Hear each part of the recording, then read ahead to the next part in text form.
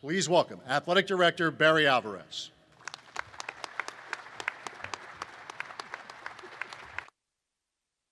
Thank you very much. Thanks, Matt. Thank you, Governor, for those kind words, and Chancellor for your kind remarks. I grew up in a small mining town in western Pennsylvania, and most of the men in my town worked in steel mills. I worked in my uncle's store in the summer and weekends and after school, and I remember seeing them coming to work in the morning to catch a bus, carrying a lunch pail. They'd stop in and buy a Twinkie or a Hostess cupcake for their lunch. I'd see them come back at night, later in the afternoon, tired, dirty, dragging home, and I made a note to myself, I'm not going to work in the steel mill.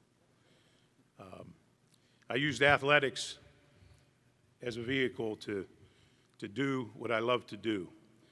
And as young people ask me, and as I told my players, find something that you love to do it well enough that someone will pay you to do it, and you'll never work a day in your life. And that's what I believe that I've been able to do. I love going to work. I love going to the office. It was never a chore for me to get there. I enjoyed every minute of it. I modeled a lot of what I've done after my college coach at Nebraska, Bob Devaney. He enjoyed a successful career in football, and then after his career in football, became the athletic director and built something that lasted in Nebraska. And I hope that I've helped build something that will last here in Wisconsin. Retirement brings mixed emotions, but I decided to have a little fun today and share some stories as I thank so many people. I have to start with thanking Pat Richter for having confidence in me and hiring an assistant coach, bringing me to Madison. Pat was recruited by Donna Shalala, who made a huge impact on the athletic program, had the vision of saying, why can't we have a world-class athletic program as we do a world-class academic institution? And she meant it. She put a lot of work into it. I think she wanted to win as much as I wanted to win. She was here every weekend. We brought in recruits. And the story that I love to tell about her best is the summer, as we were finishing up summer, or my kids were finishing up school, Don asked, when are Cindy and the kids coming to town? And I said, well, I'm finishing a home. I've got a month left before our home is built. They'll come as soon as they finish school. She said, well, where will you live? I said, I've got an apartment. They'll stay with me in the apartment. She said, you know, I'm going on vacation. Why don't you and Cindy and the kids stay at the Olin house? I'll be gone for a month. By that time, your house is built. I said, that's great. Well, we were there a week, and phone rings, and it's Donna. Wherever she was, they had issues. She was coming home. I said, okay. She said, but you don't have to leave. You could stay here. So we did. We had breakfast every morning. We visited. That first week that she was there, I had my first Big Ten football meetings. Jim Delaney wanted something passed. He wanted us to go back and speak with our chancellors or presidents because they were going to have a vote on an issue. And as he started around the room, I can remember Hayden Fry stomping, and he was having issues with his president. It seemed as though every head coach had some type of issue with their president. It came to me, and I said, hell, I live with mine. I'll see her tomorrow morning at breakfast. We won't have any problems. And John Wiley, first time I met John Wiley, John was the dean of the grad school. And what I did my first year, I assigned every one of my assistant coaches a dean. I wanted to find out about the school. I wanted us to go and sell our program to the rest of the university. I wanted to know about each college, so as we recruited, we could sell it the assistants would come back and report on it. I wanted them to take them to lunch. I paid for the lunch. So Kevin Cosgrove was assigned to John. He comes back after 3 times. John gives him an excuse, another excuse, another excuse. Finally, on his 4th call, John says, listen, Kevin, you know, I don't have anything against you. I really don't know anything about football, don't care about athletics, and I'm not going to lunch with you. Kevin says, no, you don't understand. I've been ordered to have lunch with you, and I'm going to have lunch with you. So they did. A few years later, John is the chancellor. He says to me, you know what you were trying to do a few years ago? That's what I'm trying to do now on campus, and I appreciated what you did. And then he gave me the opportunity to become the athletic director, and I appreciated that, John. So proud and thankful to all the coaches, the assistant coaches I had as a head football coach, and I'll tell you, the guys that I brought in could recruit, and they could get after it in coaching. If you think about it, I came in after the actually January 1st, after the Orange Bowl. We had a month to recruit, and Dan McCarney, Bernie Wyatt,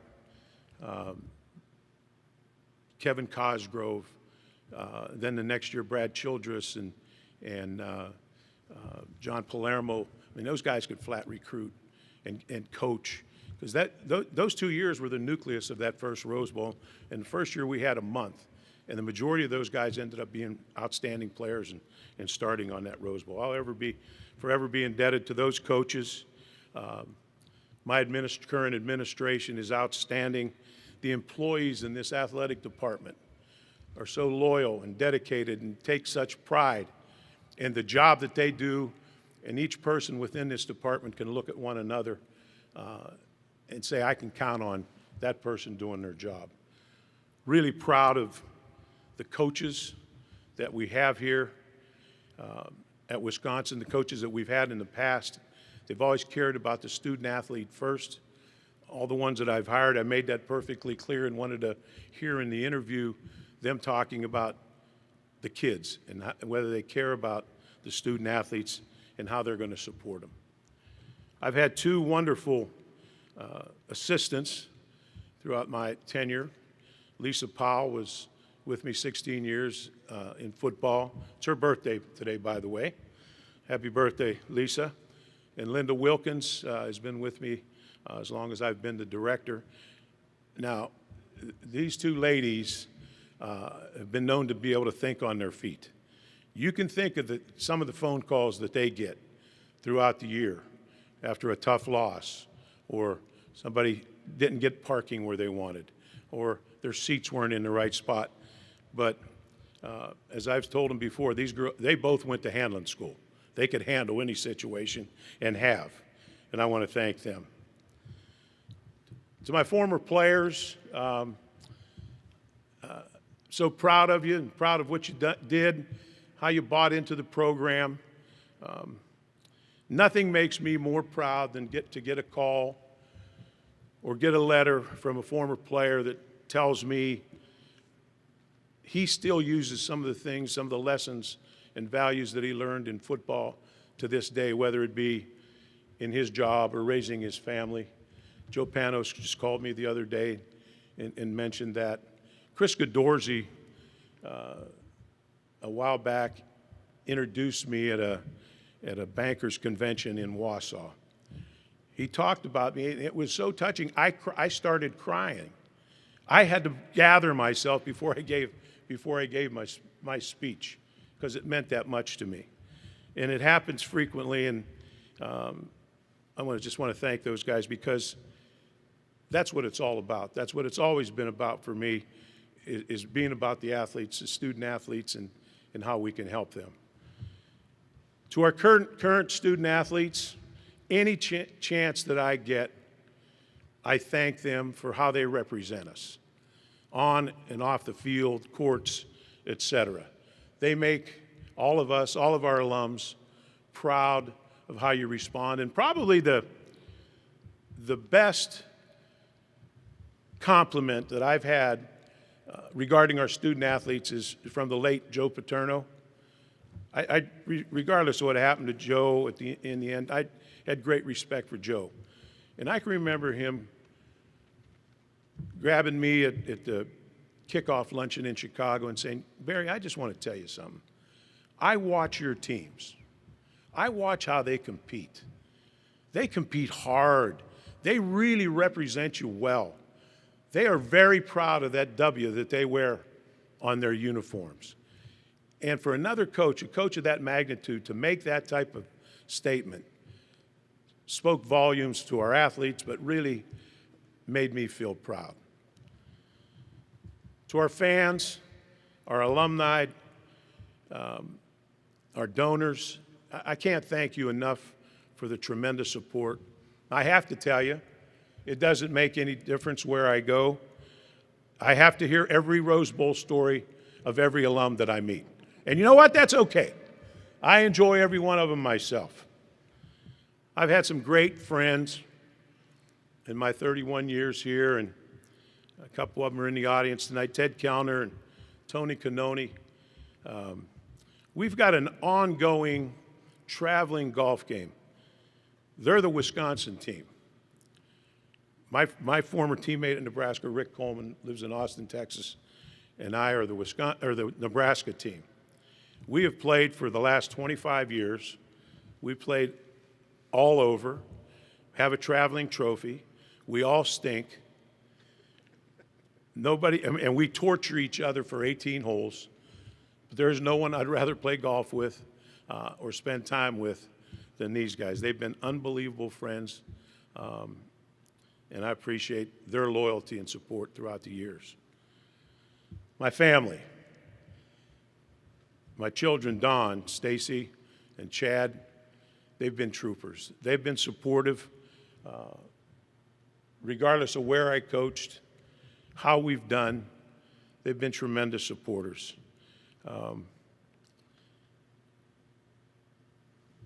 My grandchildren, I have two that are here now. My granddaughter Grace is doing very well, fighting through her freshman year. Very proud of Grace. Really proud of my two grandsons who played here. And I can't tell you how awesome it has been to watch my grandsons play in Camp Randall and represent the University of Wisconsin. My oldest grandson, Joe, was reluctant to come here because he didn't want anyone to to know I was his grandfather. He just did not want to think he was going to be treated any differently. So the one year, as the seniors asked me to coach in the bowl game, I said I'd let them know in the morning. The reason why, I wanted to make sure it was okay with Joe. He was on the team. So that night, I'm driving home, and I pick up the phone. I call him. I said, Joe, the seniors want me to coach in the bowl game. What do you think? He said, Grandpa, I think it'd be awesome. Besides that, we need a little swagger on the sideline. I said, I can give you swagger on the sideline. I don't know if I can coach worth a damn, but I can give you swagger on the sideline. But it was just a tremendous experience to have him in the locker room and at practice as you're preparing for the game.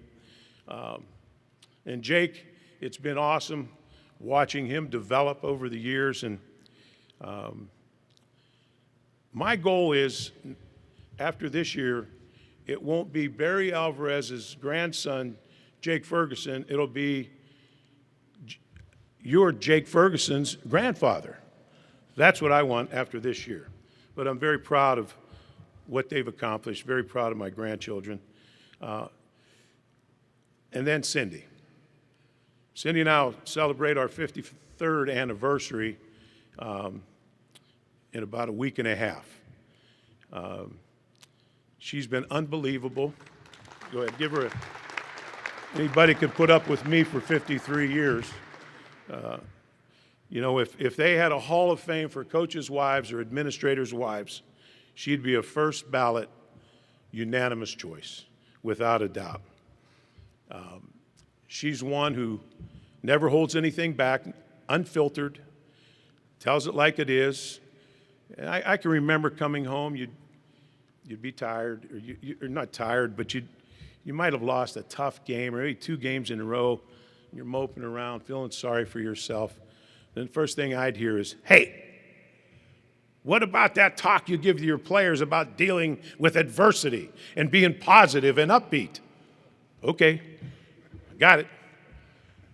And just to get a prime example is my last game, my last season, we get selected to play in Orlando against a very, very good Auburn team. We're huge underdogs going into the game. So Cindy and I fly to Orlando for the press conference. And after the press conference, it went well. I spoke. Tommy Tupperville was their coach, I believe. He spoke. They were a very good team. I think they thought they should have played been in the national championship game that year. So as we're leaving the press conference, Cindy, she grabs my arm and she says, "You really did a good job today. Great job today. Media loves you. Probably going to get your ass beat, but the media loves you." That's my Cindy, just trying to be honest. I've had a wonderful ride here at Wisconsin. The last 31 years have been filled with countless highs and a few lows. But growing up in that small town in Pennsylvania, I could have never have imagined the amount of joy and passion that I could have experienced from my career here. We've shared many laughs together and a lot of fun, enjoyed numerous accomplishments together, but most importantly, I've made relationships with people I'll call friends for the rest of my life. In short, my career at Wisconsin has been everything I could have asked for and more. Thank you, and on Wisconsin. And in closing, I'd like to announce that my retirement will take effect July 1st, but I am always available to come back out of retirement to coach in a bowl game. Thank you.